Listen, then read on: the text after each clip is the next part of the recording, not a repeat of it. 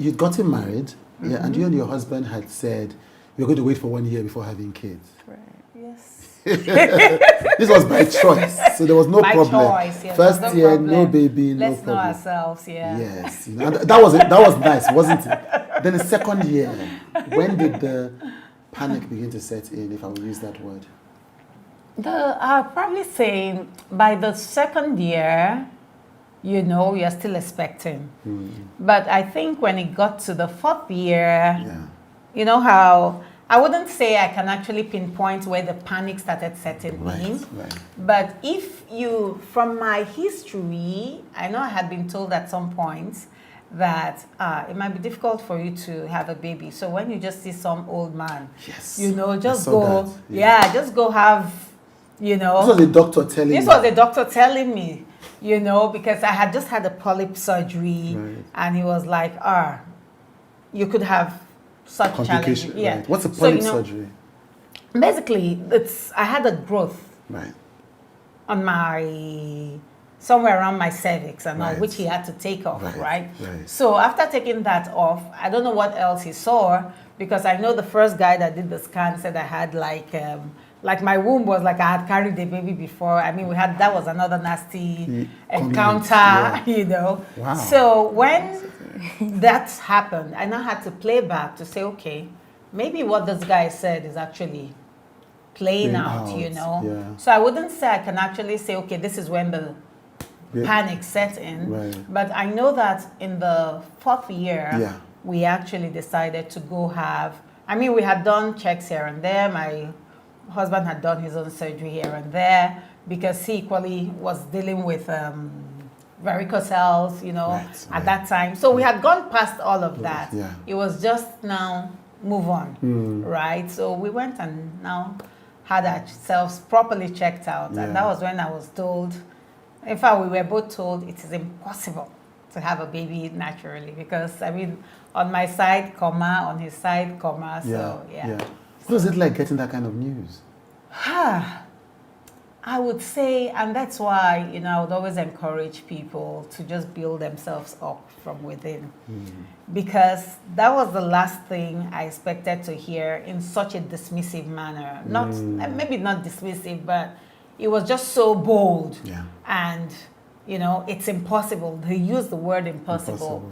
But I'll say I've been in the space of loving my God, hearing from that space for a very long time. So when he came back, when he gave us that, somehow we did not panic. I did not panic. Walking down the stairs, I just said, you know what?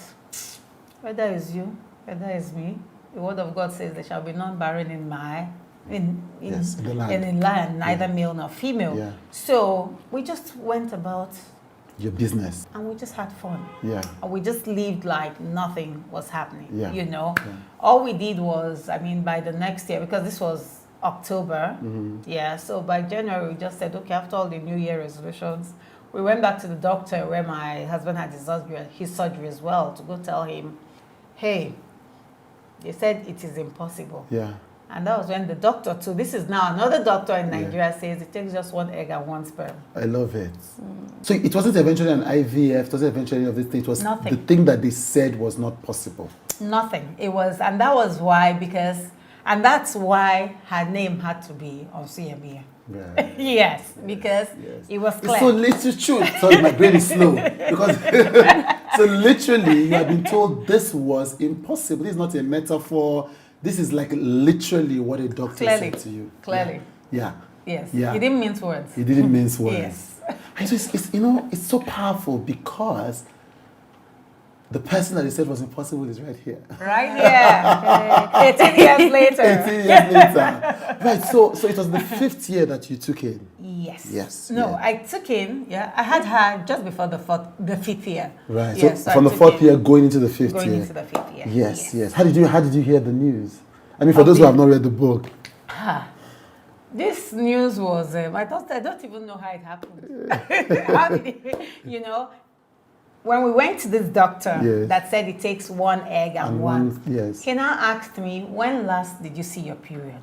Right. And that was when I thought, and I was like, come on. I haven't seen it. And, I just joked about it. I said, who knows? I've not. He said, that was it. And so after he said that, I was now paying attention. Right. And this period wasn't coming. Yeah. Right? Yeah. So my monthly period wasn't just coming. So but I didn't rush off to the hospital to say, let's go and check. Yeah. We had to now go to the pharmacy, get ourselves some tests, do the test at home, see it. And we're like, of course, excited, overjoyed, everything, before even going to the hospital to go test for it. Yeah. Yeah. So obviously then you were pregnant and you had this. And then what was the journey from that to the diagnosis? Everything seemed okay. Right. But when she was about 18 months, we were in the US for a vacation. Yeah. And she, for the first time, I mean, besides all the, maybe you get your vaccine, inoculations or whatever, she had never had a fever, right? Right. So we were in the US and she had a fever. And we were thrown off balance. We weren't sure what was going on. We now did all the Tylenol, paracetamol, it's the same thing, and she kind of stabilized. Right.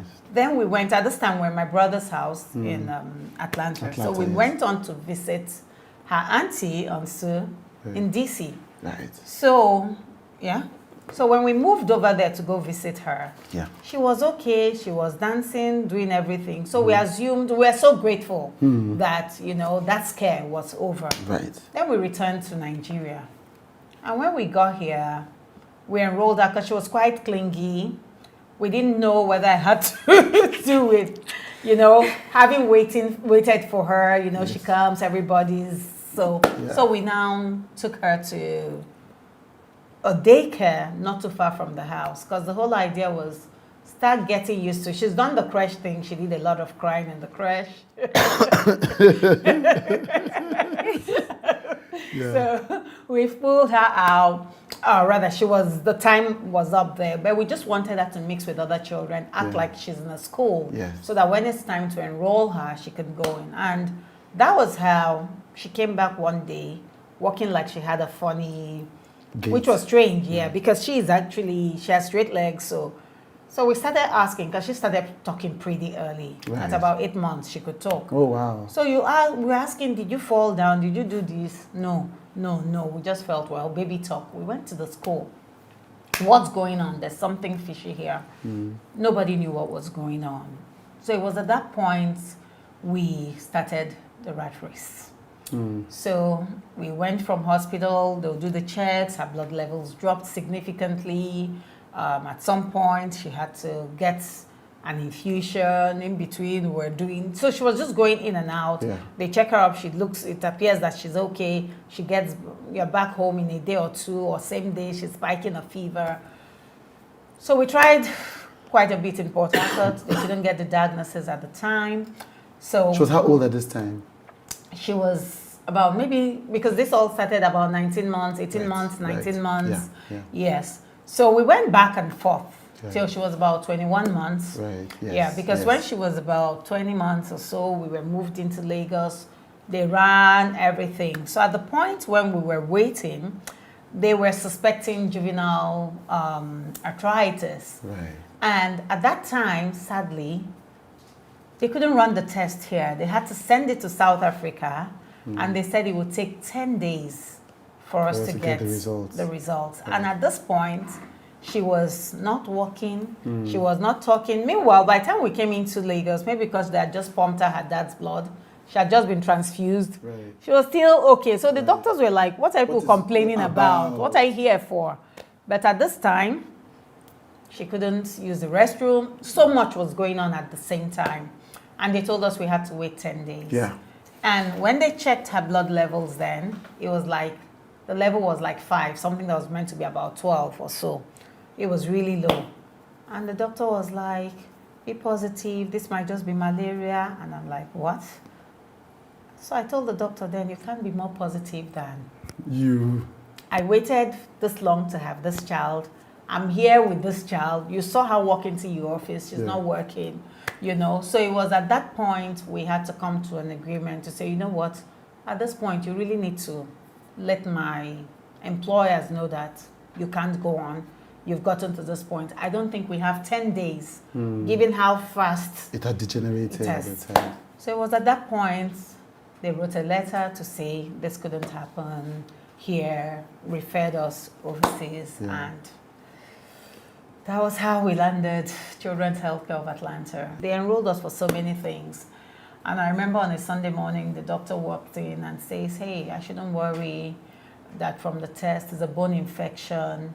It will take about 6 weeks to be, that she'll just use really high dose antibiotics and she'll be fine. She now said, but there was something they saw in the leg.